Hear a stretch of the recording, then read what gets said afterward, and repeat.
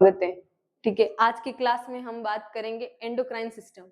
क्या होता है एंडोक्राइन सिस्टम, कौन कौन सी ग्लैंड यानी ग्रंथियां आती है इसमें, और कितने प्रकार की ग्रंथियों से मिलकर ये क्या एंडोक्राइन सिस्टम बना है। ठीक है, पहले अगर मैं बात करूं एंडोक्राइन सिस्टम क्या है, एंडोक्राइन सिस्टम का अगर इंट्रोडक्शन देखें तो अंतःस्रावी तंत्र ग्रंथियों का एक नेटवर्क है। नेटवर्क कैसे नेटवर्क होता है, कौन सा, अपने जैसे फोन का नेटवर्क होता है वैसे ही क्या है इसका अंतःस्रावी ग्रंथियों का क्या है, एक प्रकार का नेटवर्क है जो कि कई कार्य करता है। कई जैसे कि अलग अलग कार्य, जैसे हार्मोन का स्रावण हो गया और वापस कोई अवशोषण है तो अवशोषण हो गया, ये सारे क्या है अपने अंतःस्रावी ग्रंथियों के सारे कार्य होते हैं। सभी ग्रंथियां अलग अलग प्रकार के हार्मोन उत्पन्न करती हैं जो विभिन्न प्रकार के कार्य करती है। क्या करेगी, विभिन्न प्रकार के कार्य करेगी। सभी ग्रंथियां क्या करती है, अपने अलग अलग हार्मोन का स्रावण करती है। हार्मोन क्या है, एक एक हमारे बॉडी के अंदर चेंजेबल जो चीज होती है उसको हार्मोन बोलते हैं। ठीक है, वो स्रावित होते हैं, किसके थ्रू होते हैं, अलग अलग ग्लैंड के थ्रू यानी ग्रंथियों के थ्रू। फर्स्ट अगर बात करें किसकी, अंतःस्रावी ग्रंथि की, कितने प्रकार की ग्रंथियां होती है, ये दो प्रकार की होती है, एक होती है अंतःस्रावी ग्रंथियां और दूसरी होती है बाह्य स्रावी ग्रंथियां। एंडोक्राइन सिस्टम के अंदर दो प्रकार की ग्रंथियां होती है, पहली है अंतःस्रावी, दूसरी है बाह्य स्रावी। ठीक है, एंडोक्राइन और एक्सोक्राइन दो तरीके की ग्लैंड है। अगर अंतःस्रावी यानी एंडोक्राइन ग्लैंड की मैं बात करूं तो किसको बोलेंगे, एंडोक्राइन ग्लैंड। अंतःस्रावी ग्रंथि एक विशेष प्रकार की ग्रंथि है जो सीधे रक्त परिसंचरण में हार्मोन का उत्पन्न करती है। क्या करेगी, ये डायरेक्ट रक्त के अंदर अपने हार्मोन डालेगी, यानी कि इसको किसी भी नलिका की जरूरत नहीं होती, इसीलिए इसको क्या बोलते हैं, duct ductless gland. Ductless gland यानी कि नलिका वहीन, नलिका रहित। ठीक है, नलिका रहित कैसे, यानी कि नलिकाओं की जरूरत नहीं है इसमें, ये डायरेक्ट क्या करेगी, अपने हार्मोन अपने सिक्रेशन डायरेक्ट किसमें डालेगी, ब्लड में डालेगी। सेकंड अगर बात करूं कौन सी, बाह्य स्रावी। बाह्य स्रावी में क्या है, बाह्य स्रावी ग्रंथि भी महत्वपूर्ण ग्रंथि है जो नलिका द्वारा हार्मोन या स्राव करती है। कहाँ पे करेगी, ये भी तो ब्लड में डालेगी, पर इसमें किसकी जरूरत होगी, डक्ट की या नलिका की, इसीलिए इसको क्या बोलते हैं, डक्टनेस, डक्टनेस ग्लैंड बोलते हैं। यानी कि नलिका युक्त जो ग्रंथि होगी वो कौन सी होगी, बाह्य स्रावी, और बिना नलिका की होगी वो कौन सी होगी, अंतःस्रावी। नेक्स्ट अगर पहली बात करें इसके डिवीजन की, यानी कौन कौन सी अंतःस्रावी में आएगी और कौन कौन सी बाह्य स्रावी आएंगी, तो अगर अंतःस्रावी की बात करूं तो सबसे पहले आती कौन सी, पिट्यूटरी ग्लैंड, पिट्यूटरी ग्रंथि। ये सबसे बड़ी मतलब छोटी ग्रंथि होती है, पर इसमें सारे हार्मोन जो होते हैं वो इसी में से ही निकलते हैं या स्रावित होते हैं। सेकेंड है pineal gland, thyroid gland, thymus gland, अधिवक्रिक यानी एड्रिनल ग्लैंड, पेंक्रियास और जनन ग्रंथि, जिसके अंदर दो होती है, एक तो अंडाशय और दूसरा वर्षण। ये मेल फीमेल दोनों के अंदर होती है। ठीक है, अगर नेक्स्ट बात करें एक्सोक्राइन यानी बाह्य स्रावी के अंदर कौन कौन से आएगी, आईज, अपनी आंखें भी क्या करती है, स्राव करती है, लेक्रिमल ग्लैंड। ठीक है, दूसरी आएगी माउथ, इसके अंदर स्लाइवरी ग्लैंड होती है, जो मैंने आपको बता रखा था किस में, डाइजेस्टिव सिस्टम में, कि स्लाइवरी ग्लैंड क्या काम करती है, कौन कौन से उसमें एंजाइम होते हैं। थर्ड है स्किन, फिर स्टमक, ब्रेस्ट, लीवर, पेनक्रियास और इंटेस्टाइन। इंटेस्टाइन हमने कहाँ पढ़ा था, डाइजेस्टिव सिस्टम में, वो क्या कर रही थी, अपने स्राव और अपने अब्जॉर्प्शन खुद ही कर रही थी। ठीक है, कोई भी खाना हम खा रहे थे उसका क्या हो रहा था, पाचन हो रहा था, उसका ही क्या हो रहा था, श्रावण हो रहा था, और वही क्या होता, अवशोषण हो रहा था। अगर पहले बात करें, अगर हाइपोथैलेमस भी क्या है, एक तरीके की ग्लैंड है, जो हमने कल नर्वस सिस्टम में पढ़ा था, कहाँ प्रेजेंट होता है, देखो आप, ये ब्रेन वाला पार्ट है, इसके अंदर क्या है, हाइपोथैलेमस है, और हाइपोथैलेमस के जस्ट नीचे होती है कौन सी, पिट्यूटरी ग्लैंड, और पिट्यूटरी ग्लैंड के जस्ट पीछे की तरफ स्थित होती है कौन सी, पीनियल ग्लैंड। थायराइड ग्लैंड हमारे कहाँ सिचुएटेड होती है, गले में। ठीक है, और थायराइड ग्लैंड के बाद आती है पैराथायराइड, जो थायराइड के ही ऊपर प्रेजेंट होती है। उसके बाद आती है थाइमस ग्लैंड, थाइमस ग्लैंड होती है अपने स्टर्नम के ऊपर। उसके बाद एड्रिनल, पेनक्रियास, ओवेरियो, पढ़ेंगे कि कौन कौन से हार्मोन कहाँ का सिचुएटेड है, क्या क्या कार्य करते हैं, और कौन कौन से हार्मोन का स्रावण करते हैं। पहले अगर मैं बात करूं फर्स्ट है हमारी कौन सी, पीयूष ग्रंथि। पीयूष ग्रंथि का क्या काम है, पीयूष ग्रंथि अंतःस्रावी तंत्र का एक हिस्सा है जो कई हार्मोन उत्पन्न करती है। कई यानी कि बहुत सारे हार्मोन किससे निकलते हैं, पीयूष ग्रंथि से निकलते हैं। बहुत सारे हार्मोन का स्रावन भी करती है और स्टोरेज भी करती है। पीयूष ग्रंथि को मास्टर ग्लैंड बोलते हैं। क्यों बोलते हैं मास्टर ग्लैंड? ये क्या करती है? बॉडी का कंट्रोल सेंटर भी बोलते हैं इसको। मास्टर ग्लैंड भी कहते हैं क्योंकि ये अपने स्वयं के हार्मोन उत्पन्न करने के साथ साथ विभिन्न ग्रंथियों के हार्मोन के उत्पादन को नियंत्रण भी करती है। क्या करेगी? ये खुद के हार्मोन का उत्पादन करेगी और उसके साथ साथ क्या करेगी? उनको नियंत्रण भी करेगी। भाई किस समय कौन सा रिलीज होना चाहिए, कौन सा हार्मोन किस समय रिलीज होगा, किस समय काम करेगा, किसको ज्यादा जरूरत है, वो सारा देखेगी कौन? पीयूष ग्रंथि। अगर स्ट्रक्चर की बात करें तो कैसी है स्ट्रक्चर? ये दिख रहा है आपको? इस तरीके की पीयूष ग्रंथि होती है, बहुत छोटी सी होती है और हाइपोथैलेमस के नीचे स्थित होती है। ये मस्तिष्क में हाइपोथैलेमस के नीचे स्थित है। कहाँ स्थित है? हाइपोथैलेमस के नीचे। अगर ऊपर की तरफ हाइपोथैलेमस, उसके जस्ट नीचे जो ग्रंथि होगी छोटी सी, उसको बोलेंगे पीयूष ग्रंथि। नेक्स्ट बात करूं पीयूष ग्रंथि के अंदर, अब इसके भाग, कितने भाग की होती है पीयूष ग्रंथि? 2 भाग होते हैं। ये इस तरीके की पीयूष ग्रंथि थी, इसके अंदर इसके 2 भाग थे, जैसे हमने ये देखा था, ये वाला। एक तो है पोस्टीरियर लोब, एक है एंटीरियर लोब। इसके बीच में एक छोटी सी जो रेक होती है, बहुत माइनर सी, ये वाली। जैसे ये अपना आ गया एंटीरियर, ये आ गया पोस्टीरियर। इसको बोलते हैं इंटरमीडिएट।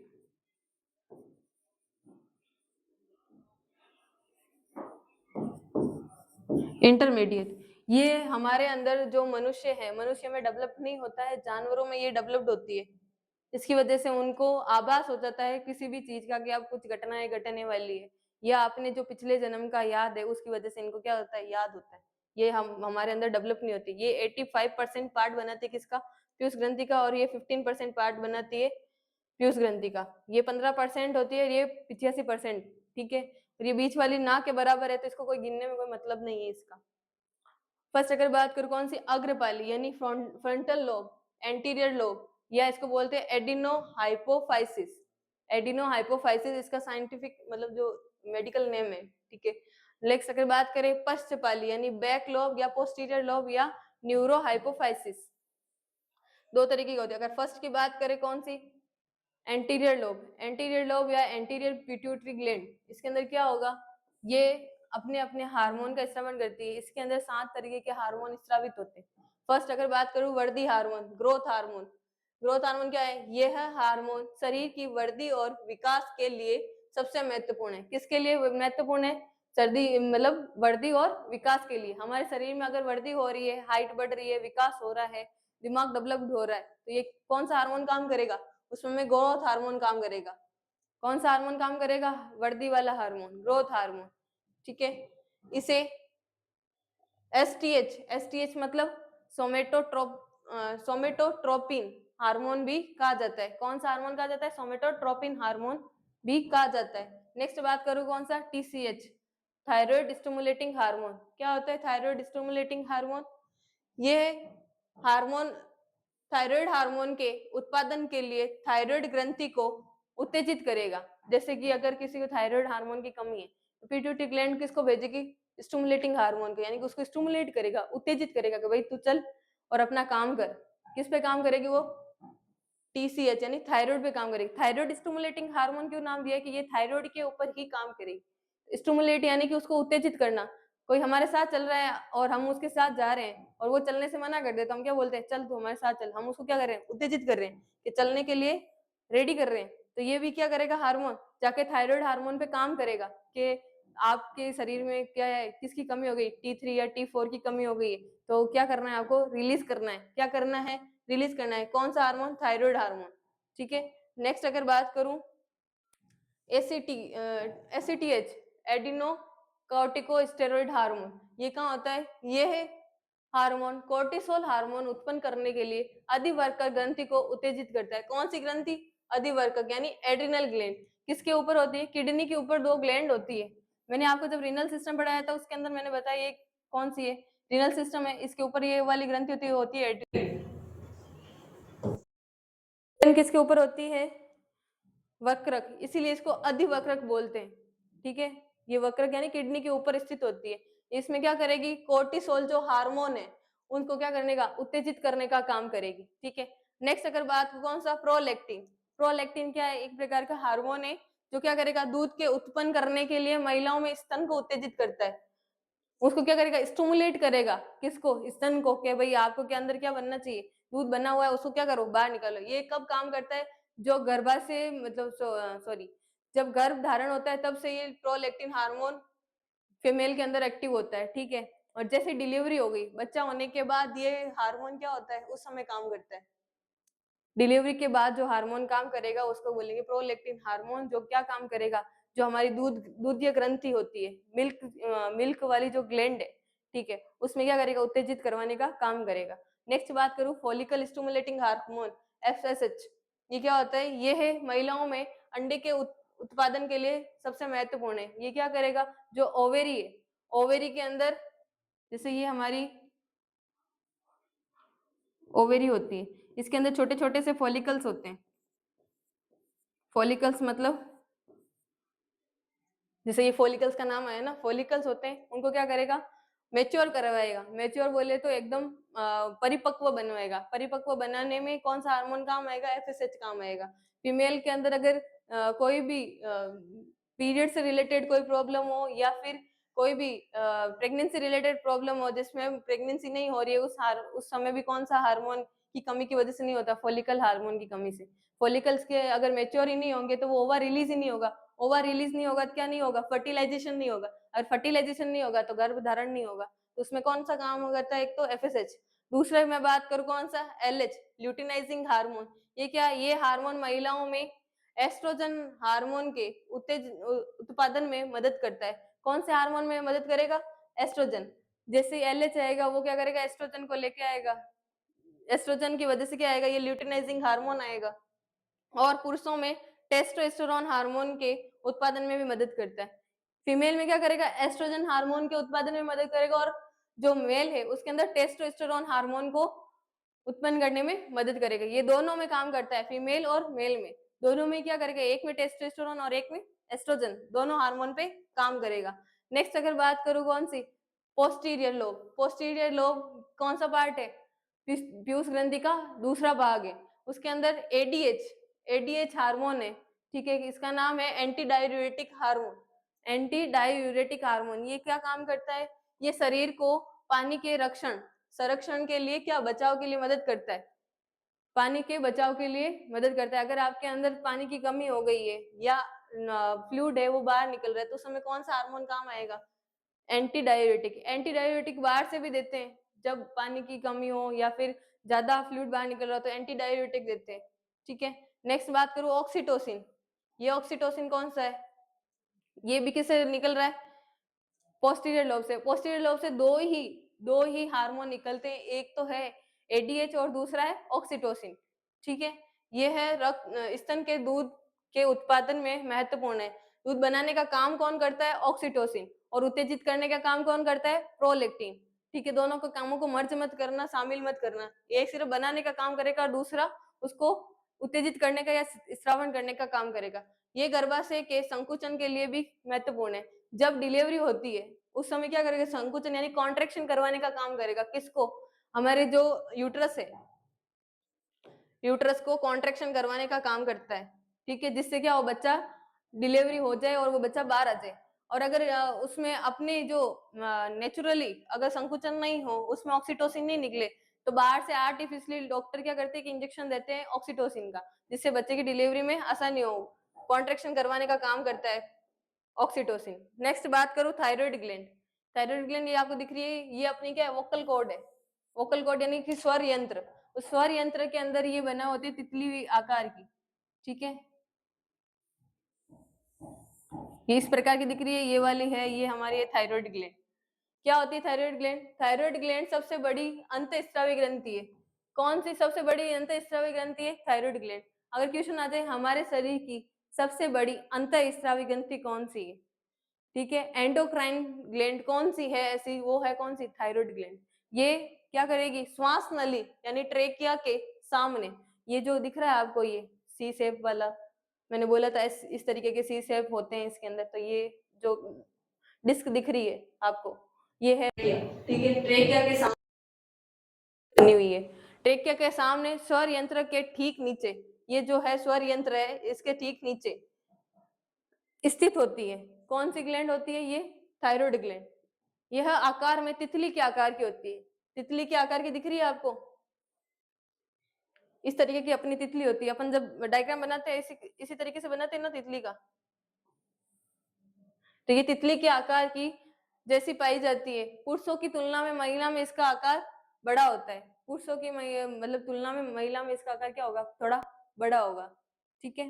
नेक्स्ट अगर बात करूं सौर यंत्र, सॉरी इसकी संरचना देखें तो ये एक द्विपाली होती है। द्विव यानी कि इसमें बाइलोब होते हैं। बाइलोब यानी दो। एक तो ये कौन सा है? लेफ्ट वाला, एक है राइट वाला। ठीक है। एक है लेफ्ट वाला, एक है राइट वाला। दोनों पाली एक दूसरे से एक स्टेमस द्वारा जुड़ी हुई होती है। किसके द्वारा जुड़ी हुई है? ये जो बीच में आपको दिख रहा है इसको स्टेमस बोलते हैं। ठीक है। ये थायराइड ग्लैंड पाली छोटे रोम से बनी होती है। छोटे छोटे से इसमें क्या होते हैं? लोब्स होते हैं, जिससे कि ये मिलकर बड़ी बनती है। जैसे ये अगर इसकी स्ट्रक्चर इस तरीके से, अब इसके अंदर क्या छोटे छोटे से लोब है।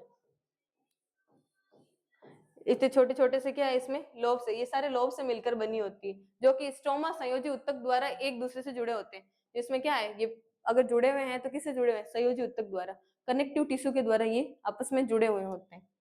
नेक्स्ट बात करूं इसके स्रावित होने वाले हार्मोन कौन से हैं? T3। T3 हार्मोन का फुल नेम क्या है? ट्राई एडिनो ट्रिप्स tri iodo triiodothyronine. Triiodothyronine hormone है। इसमें थायराइड हार्मोन भी का कहते हैं। दूसरा नाम क्या है इसका? थायराइड हार्मोन है। अगर T3 T4 अपनी एक टेस्ट होता है, जब ब्लड टेस्ट करवाते हैं उसमें T3 T4 हार्मोन लिखा होता है। वो कौन सा टेस्ट होता है? थायराइड का। ये थायराइड के अंदर दोनों टाइप के क्या होते हैं? हार्मोन प्रेजेंट होते हैं, जो क्या काम करते हैं? एक तो क्या काम करेगा? शरीर के अंदर वृद्धि और विकास का काम करेगा। ठीक है। और दूसरा दूसरा काम क्या है इसका? बेसल मेटाबॉलिकम रेट है ना, उसको क्या करना? बेसल मेटाबॉलिक रेट है, उसको क्या करना है? संतुलन बनाए रखना है। शरीर के अंदर दो ही काम है इसके, किसके? T3 के। कौन कौन सा? पहला काम है शरीर का वृद्धि और विकास करना। ठीक है। सेकंड काम क्या है? जो बेसल मेटाबॉलिक रेट है उसको क्या करना? तालमेल बना के रखना। नेक्स्ट अगर बात करो T4 की, टेट्राआइडोथायरोनिन। इसका क्या काम है? इसी को दूसरा नाम क्या बोलते हैं? थायरोक्सिन। थायरोक्सिन नाम से भी जाना जाता है। ये हमारे शरीर में शारीरिक विकास के लिए भी महत्वपूर्ण है। ये शारीरिक विकास के साथ क्या कर रहा है? बेसल मेटाबॉलिक रेट है उसको नॉर्मल कर रहा है, और ये साथ में क्या काम कर रहा है? शारीरिक विकास के लिए काम कर रहा है। ठीक है। नेक्स्ट इसकी हार्मोन की बात करें, कैल्सिटोनिन। इसके अंदर तीन हार्मोन होते हैं, T3 T4 और कैल्सिटोनिन। ये क्या काम करेगा? इसका मुख्य कार्य रक्त में कैल्शियम के स्तर को बनाए रखने में मदद करना है। कैल्शियम के स्तर को क्या करना है? बनाए रखने में मदद करना। बनाता नहीं, जो है उसको क्या करता है? मेंटेन करने का काम करता है। जैसे कोई मैनेजमेंट हो, वो क्या काम करेगा? उसके हर चीज को तालमेल बनाने का काम करेगा, सही से तालमेल रहे और काम चलता रहे। तो ये क्या काम करेगा? कैल्सिटोनिन काम क्या करेगा? कैल्शियम के स्तर को बनाए रखने का। अधिवक्रक। अधिवक्रक क्या है? Adrenal gland. कहाँ स्थित होती है? ये जो आपको दिख रही है किडनी, इस किडनी के जो ये ऊपर प्रेजेंट है, ये है कौन सी? Adrenal gland. अधिवक्रक ग्रंथि दोनों गुद्दों पर पाई जाती है। कहाँ पे पाई जाती है? दोनों गुद्दों पर, यानी कि किडनी के ऊपर। अधिवक्रक ग्रंथि की सामान्य लंबाई कितनी होती है? 4 सेंटीमीटर। और वजन कितना होता है? 4 ग्राम। इसकी लंबाई भी कितनी है? 4 सेंटीमीटर है। और इसका वजन भी कितना है? 4 ग्राम है। नेक्स्ट बात करें अगर इसके हार्मोन की, एड्रिनल कॉर्टेक्स और एड्रिनल मेडुला। इसके अंदर दो तरीके के इसके पार्ट होते हैं। जैसे एड्रिनल ग्लैंड है, इसके अगर मैं बात करूं, ये कुछ इस तरीके की दिखती है। और जो इसके बाहर वाला पार्ट है, ये कॉर्टेक्स है, ये बीच वाला पार्ट है मेडुला। ये वाला भाग कॉर्टेक्स और ये वाला भाग है मेडुला। ठीक है। इसमें दो भाग होते हैं। पहले कॉर्टेक्स का पढ़ते हैं। एड्रिनल कॉर्टेक्स ये 3 परतों से मिलकर बना होता है। इसमें कितनी परतें होगी? इसकी 3 परतें होगी, फर्स्ट, सेकंड और थर्ड। जोना ग्लोमेरुलसा पहली परत, दूसरी जोना फेसिकुलेटा और थर्ड है जोना रेटिकुलेसिस। फर्स्ट अगर बात करें जोना ग्लोमेरुलेसा, ये हार्मोन क्या है? इसमें कौन सा हार्मोन होता है? Mineralocorticoid hormone. कौन सा हार्मोन? Mineralocorticoid hormone. इन हार्मोन को जीवन रक्षक हार्मोन भी कहा जाता है। ये क्या करेंगे? जीवन की रक्षा करने के लिए जो हार्मोन रिलीज होता है वो जीवन रक्षक हार्मोन होता है। इसके अंदर कौन सा है? एडिनो एल्डोस्टेरोन जो हार्मोन होता है, इसमें महत्वपूर्ण हार्मोन कौन सा है? एल्डोस्टेरोन।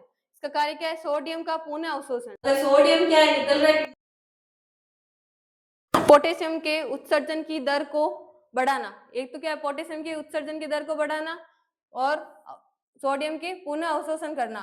मूत्र में हाइड्रोजन आयन को बनाए रखना। मूत्र में कौन सा? हाइड्रोजन आयन को बनाए रखना, जो कि एसिडोसिस प्रक्रिया को नियंत्रण करता है। कौन सी? एसिडोसिस, जिसके अंदर एसिड की मात्रा ज्यादा हो जाती है, उसको क्या करेगा? नियंत्रण करने का काम करेगा। नेक्स्ट बात करूं कौन सा? Zona fasciculata. जोना फेसिकुलेटा के अंदर कौन सा आएगा? Glucocorticoid hormone. ये क्या करेगा? इन हार्मोन को जीवन सुरक्षात्मक हार्मोन कहा जाता है। क्या कहा जाता है? जीवन सुरक्षात्मक हार्मोन कहा जाता है। ये क्या करता है? सुरक्षा का काम करता है। ये तनाव और अज्ञात यानी ट्रोमा की स्थिति में से बचाता है। यानी कि अगर क्या हो, अपने तनाव हो, उस समय कौन सा हार्मोन रिलीज होगा? ग्लूकोकोर्टिकोइड। ठीक है। और दूसरा क्या है? ट्रोमा को बचाने के लिए कौन सा हार्मोन काम आता है? ग्लूकोकोर्टिकोइड। इसमें कोर्टिसोल इसका महत्वपूर्ण उदाहरण है। कोर्टिसोल क्या है? इसके हार्मोन का महत्वपूर्ण उदाहरण है। ठीक है।